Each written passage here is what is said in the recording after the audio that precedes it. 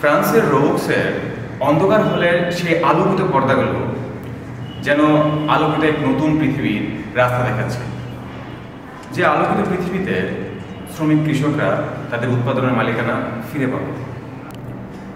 বলছি তুরস্কের বিখ্যাত ভিডিও আর্টিস্ট আলী কাজমার আলাসপাস ক্রাউজি ভিডিও ইনস্টলেশনের কথা, যে কাজটির মাধ্যমে কাজমা শ্রমিকদের গভীরভাবে তাদের শ্রম এবং দক্ষতা দেখিয়েছে, যা পুঁজিবাদী আর্টিস্টদের মধ্যে বিরল।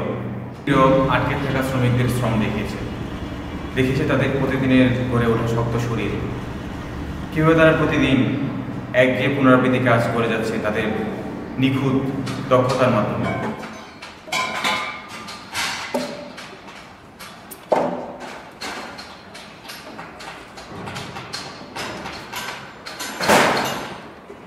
কিন্তু নেই কোনো ডায়লগ, কোথাও কেউ কিছু বলছে না, সবাই নীরব।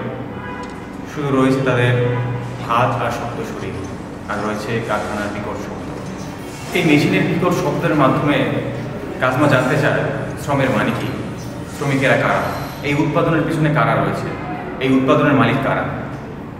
কাজমা খুব জটিল করে কিছু বলে না, তার কাছে শ্রমিকের খুব সহজ সরল জীবন দেখতে পাওয়া যায়। কেউ পাথর ঘষে কিছু বানাচ্ছে, কোনো সার্জন টিস্যু কাটছে, কোনো টেইলর কাপড় সেলাই করছে। এই সবগুলোই খুব চমৎকার সিগনিফায়ার। শ্রমিকদের নীরবতায় যেন মেশিনের শব্দ আরও অধিকার হচ্ছে। এ যেন বহু বছরের শোষকের বিরুদ্ধে প্রতিবাদের একটি বছর। কাজমার দেখানো এই অন্ধকার প্রদর্শনী হলগুলোর মাঝে আলোকিত পর্দাগুলোর মাধ্যমে আমরা দেখতে পারি কীভাবে পুঁজিবাদের শোষণের ভিড়ে আমাদের শ্রমিকের শ্রম দিনের পর দিন অন্ধকারেই করে থাকছে। ভূমিহীন কৃষকরা তাদের সর্বস্ব হারিয়ে ঢাকার দিকে ছুটছে, এবং সেখানে এসে সে আমেরিকা ইউরোপের কাপড় বানানোর চাকর হচ্ছে, কিন্তু তার জন্য পাচ্ছে না কোনো বেতন। প্রতিবাদ করলে তাকে গুলি করা হচ্ছে, তাকে চাপা দেওয়া হচ্ছে, তাকে পুড়িয়ে মারা হচ্ছে। But factory owners said they could not afford wage rises. Police also fired tear gas to disperse the stone-throwing demonstrators in the Ashulia industrial belt on the outskirts of the capital Dhaka that accounts for nearly 20% of total garment export. কাজমারি কাজ দেখে আমার বারবার মনে পড়ছিল আমাদের দেশের garments শ্রমিকদের কথা। এই তো কিছুদিন আগে মিরপুরে একটি গার্মেন্টস ফ্যাক্টরির অবৈধ কেমিক্যাল গোদামে আগুন লাগলো, মারা গেল 16 জন শ্রমিক। কিন্তু কেউ দায়ভার নিল না নিল রাষ্ট্র তার দায়ভার, না নিল তার মালিক পক্ষ।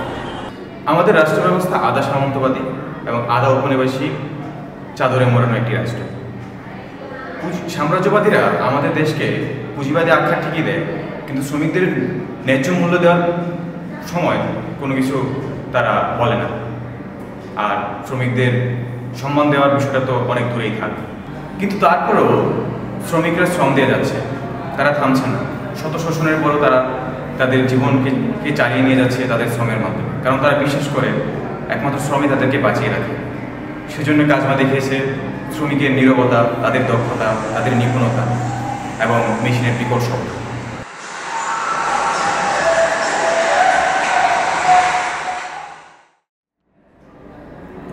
আলী কাজমার কাজ দেখায় শ্রম শুধু কাজ নয়, এটা টিকে থাকার লড়াই। তার হাতে নড়াচড়া বলে নিবেদন তার প্রতিরোধের গল্প। হয়তো তিনি দেখাতে চান সেই অদৃশ্য শ্রমিকদের যাদের আমরা দেখি না, শুনি না। তার কাজ আমাদের মনে করিয়ে দেয় প্রতিটি জিনিসের পেছনে আছে এক শ্রমিকের হাত।